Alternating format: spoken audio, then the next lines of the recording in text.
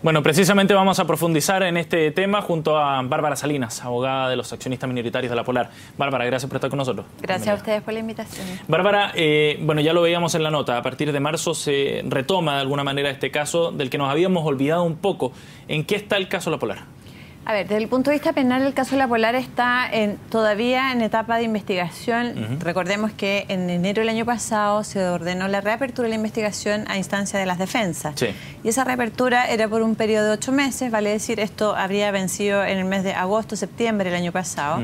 No se ha procedido al cierre de la investigación y lo que corresponde ahora es, vencido este plazo, que insisto, ya estamos bastante pasados respecto al plazo, es que el Ministerio Público tome la decisión de acusar y ver por qué delitos acusa y en ese sentido ver qué camino se toma, el juicio abreviado o el juicio oral. ¿Y cómo proyectan ustedes esa acusación? ¿Esperan alguna sorpresa o creen que se va a concretar en función de los delitos ya conocidos? Lo que pasa es que la acusación inicial, recordemos que el Ministerio Público había presentado una acusación, sí, esto antes de que se decretara la reapertura, y esa acusación contemplaba penas bastante altas respecto a los tres principales imputados, el señor alcalde, el señor Moreno y la señora Fará. Estamos hablando de penas que superaban los 10 años en cada caso. Entonces ahora, bajo este nuevo escenario, que es la nueva, digamos, la modificación de la ley de lavado de activos, cambia sustancialmente la figura. ¿Por qué es retroactivo? Porque tiene efecto retroactivo, porque es una ley que beneficia, se llama el principio indubio pro reo, beneficia en este caso al imputado y por eso tiene aplicación retroactiva. Y eso significa en términos simples de que a las defensas se les abre un muy buen escenario desde el punto de vista de acceder a un juicio abreviado y no enfrentar un juicio oral con las penas que inicialmente había considerado el Ministerio Público. ¿Qué significa un juicio abreviado en términos de las penas a las que podrían verse afectados estos imputados? A ver, un juicio abreviado fundamentalmente consiste en un procedimiento donde el imputado no es que asuma la culpabilidad de los hechos, pero sí acepta los hechos contenidos en la investigación del Ministerio Público y los hechos contenidos en la acusación. Por lo tanto, lo que hace es renunciar a su derecho a ir a un juicio oral, se omite todo el periodo de la prueba o la discusión del juicio con relación a la prueba, y lo que hace el Tribunal de Garantía es que con ese mérito puede absolver o puede condenar. Perdón, ¿podrían terminar absueltos? Sí. Los tres imputados, en este caso La Polar. O sea, técnicamente, en estricto rigor, se podría llegar a una sentencia absolutoria, pero la verdad es que cuando uno está en un escenario, un juicio abreviado, esto requiere previamente de un acuerdo, y esto está establecido así en la ley. O sea, yo estoy hablando de un acuerdo, digamos, legítimo, sí, claro, entre el Ministerio Público y las defensas, en el sentido de, ok, yo acepto y asumo estos hechos y me expongo, digamos, o estoy dispuesto a asumir una condena, siempre y cuando, y aquí viene lo relevante, Sebastián, es que esa condena no va a ser superior a los 5 años. ¿Y por qué esto tiene relevancia? Para que la gente lo entienda de manera más fácil. Porque nosotros en Chile tenemos un sistema de beneficios de cumplimiento alternativos a una condena. Vale decir, para evitar que una persona que es imputada y que es condenada y que es primeriza vaya a la cárcel, efectivamente, se le plantean otros escenarios y otras alternativas. En función de atenuantes, ¿no? Exacto, en función de atenuantes, en función de que son primerizos, en función de una serie de factores, y eso hace posible que estas personas cumplan sus condenas en sus casas, digamos, en términos simples, o son libertad vigilada, puede ser una remisión condicional, etcétera. O sea, ante este nuevo escenario es probable que Fará, alcalde y Moreno no pasen un día en la cárcel. Así es totalmente factible. O sea, y honestamente yo creo que ese va a ser el escenario que lamentablemente para las víctimas que nosotros representamos es el que se va a dar. Aquello también depende de la Fiscalía en todo caso, ¿no? Es la Fiscalía la que puede dar luz verde a este juicio abreviado. Sí, claro. ¿Y por qué motivación tendría la Fiscalía para hacerlo así? Para acceder a ese juicio abreviado. Yo creo que esa es una pregunta que evidentemente tiene que responder la Fiscalía y el Ministerio Público, pero lo que uno puede entender, digamos, desde la vereda de la profesión, es que ellos en ese sentido tienen una condena prácticamente segura.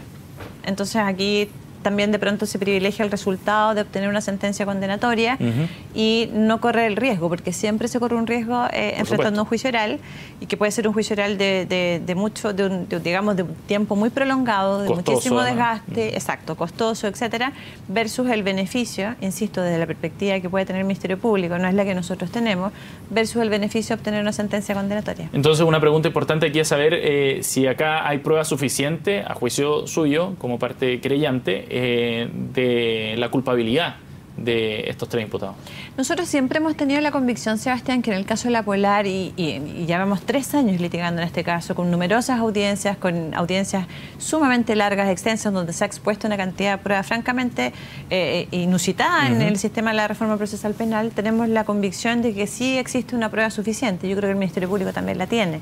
Pero otra cosa es que también el Ministerio Público, de una u otra manera, si bien es cierto, tiene esta facultad, pero también está supeditado a este cambio de escenario importante que ha introducido la modificación de la ley de lavado de activos. Esa es una buena pregunta. ¿Por qué se introduce esta modificación? ¿Qué objetivo buscaba este cambio a la ley del lavado de activos?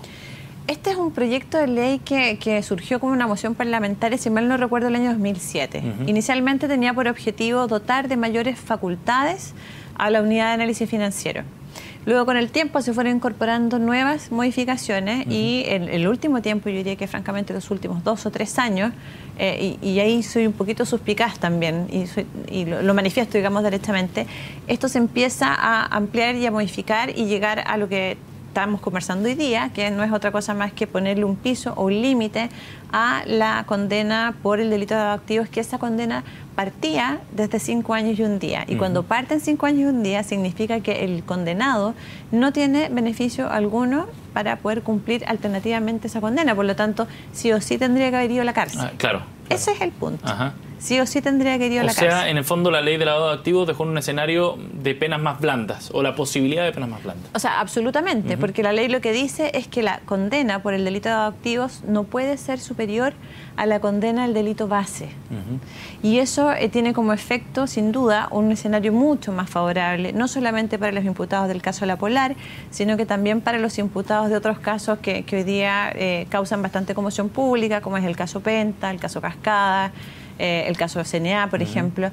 En todos estos casos donde hay formalizaciones o posibles formalizaciones por el delito de lavado de activos, el escenario hoy día para aquellas personas que enfrentan esta persecución penal tiene un escenario sumamente favorable. Un ex asesor del Ministerio de Hacienda, Víctor Oces, explicaba hoy día en CNN Chile que el objetivo en el fondo era solucionar un problema al que se habían enfrentado los jueces, que era que les costaba aplicar una pena mayor por el delito secundario, que sería el lavado de activos, en algunas situaciones, en algunos escenarios judiciales. ¿Es esa una justificación suficiente para haber hecho esa modificación? Yo creo que desde el punto de vista de la técnica legislativa, el punto de vista del derecho penal a un nivel, digamos, más filosófico, si se quiere, me parece que es tremendamente válido.